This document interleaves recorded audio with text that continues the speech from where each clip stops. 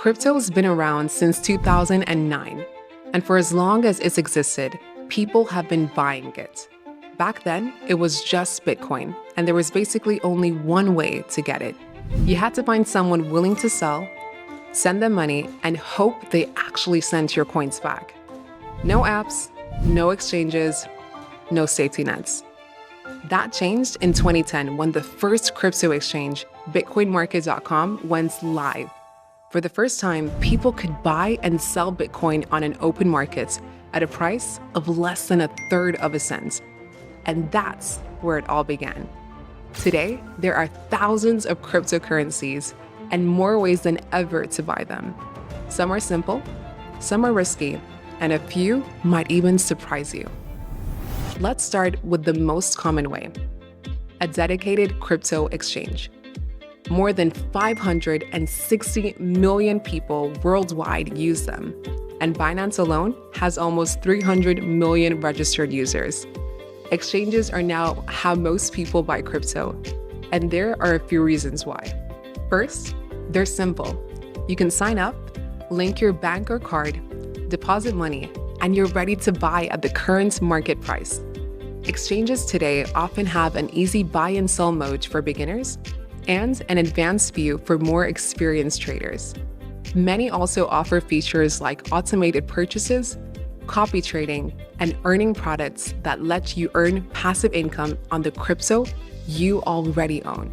But not all exchanges are equal, which is why choosing a trusted one matters. Reputable exchanges like Binance are regulated in multiple countries and use strong security measures to protect users. Binance also has an added layer of protection called SAPU, which is an emergency insurance fund to protect users. Another big plus is education and support.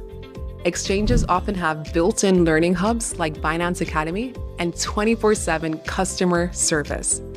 That's why, for most people, they remain the easiest, most familiar, and often the safest way to buy crypto. But they're not the only way. Before exchanges became the go-to choice, people traded directly with each other, what's known as peer-to-peer or P2P trading. It simply means buying from another person instead of a company. In the early days, most trades happened on forums like Bitcoin Talk or face-to-face. There were no middlemen or extra fees, and when things went smoothly, it was quick and straightforward. But it also came with risks. You were often sending money to a stranger and hoping that they'd follow through. And meeting someone in person with a pocket full of cash has never been the safest idea. That kind of trading still exists today. And in some countries, it's still common, especially where exchanges are restricted or banking access is limited. These days, though, many exchanges offer built-in P2P features with escrow protection, where the platform holds the crypto until both sides confirm payment. So neither party can disappear without the funds.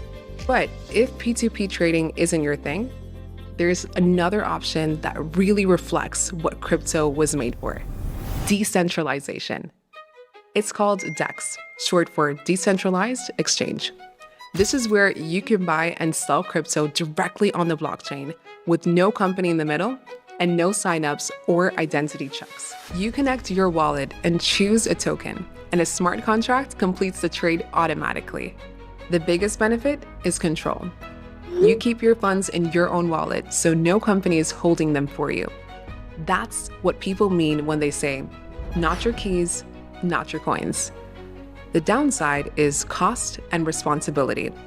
You'll pay network, aka gas fees, which can spike when the blockchain is busy.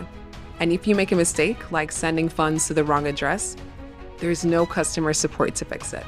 If that sounds crazy, there's a newer option that blurs the line between traditional finance and crypto: banks and fintech apps like PayPal and Cash App. Thanks to clearer rules, banks are starting to take crypto seriously. Some now let customers buy digital assets within their accounts, and more are expected to follow. The big advantage is convenience. You can manage your crypto right alongside your regular finances, which can make it feel familiar and easy to use. But there are trade-offs. Banks are still new to crypto, and while they make buying simple, they usually support fewer coins and don't offer the same range of tools or flexibility you'd find on a dedicated crypto exchange. But what if you can't use an exchange, a bank app, or any of the other methods we covered? Our final way to buy might just be the most interesting: Bitcoin ATMs. There are roughly 40,000 of them worldwide. You can insert cash or a card, scan your wallet address, and get crypto sent straight to you. Most focus on Bitcoin, but some support coins like Ethereum and even stable coins like USDT.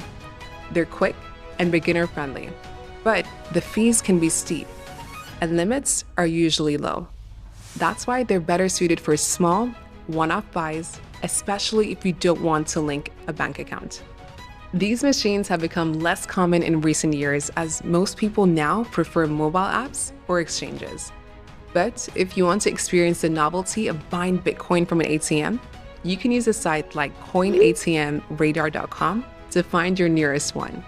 So that's 5 main ways you can buy crypto. And we've only scratched the surface.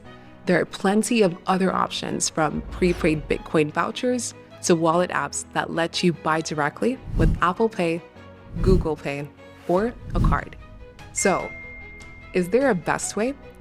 It often depends on where you live. Regulations vary from country to country, so not every method will be available everywhere. If you want something quick and simple, and you've got access, an exchange or a fintech app is hard to beat. If you care more about control and privacy, peer-to-peer or a decentralized exchange might make more sense. And if you want to test the waters, even a Bitcoin ATM can get you started. The good news is, right now, you actually have choices. So, what's your choice? Share your thoughts in the comments, and don't forget to like and subscribe for more videos like this.